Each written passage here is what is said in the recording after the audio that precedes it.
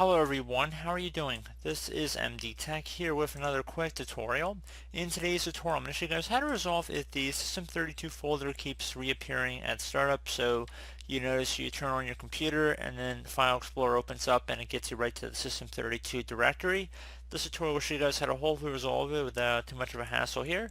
And we're going to go ahead and jump right into it. First thing I personally suggest is going to be very simple, and that'd be to go ahead and open up the Start menu. Type in System Restore.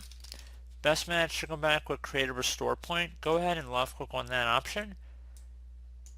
And then assuming that the available drives say that protection is on, that's a good sign. And you want to select the System Restore option. If you don't actually have any restore points on your computer, this method is not going to work for you, obviously. And you just want to follow along with the on-screen instructions. Select Next. Select the most recently created backup and then just keep selecting Next here. And then finish to actually confirm the system restore. You'd have to close out of any open programs or applications at that time, and hopefully that'd be able to resolve your problem once your computer restarts. If that was not able to fix the problem, another thing you can try would be to open up the Start menu, type in CMD. Best match should come back with Command Prompt. You want to go ahead and right click on that and then select Run as Administrator. If you receive a user account control prompt, select Yes.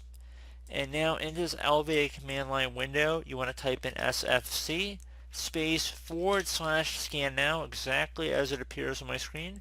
So again, SFC space / scan now. Scan now should all be one word attached to that /. Hit enter your keyboard to run that command. So it will take some time to run the scan. If you type it in more than once within one Windows operating session, it's going to tell you you're going to have to reboot in order for it to take effect. So if for some reason you get that, just restart your computer and run the command again. I've already run this command before restarting my computer and actually running the scan, so that's why we're coming across that. But it shouldn't be a problem in your case. So I do hope this brief tutorial was able to help you guys out, and as always, thank you for watching, and I do look forward to catching you all in the next tutorial. Goodbye.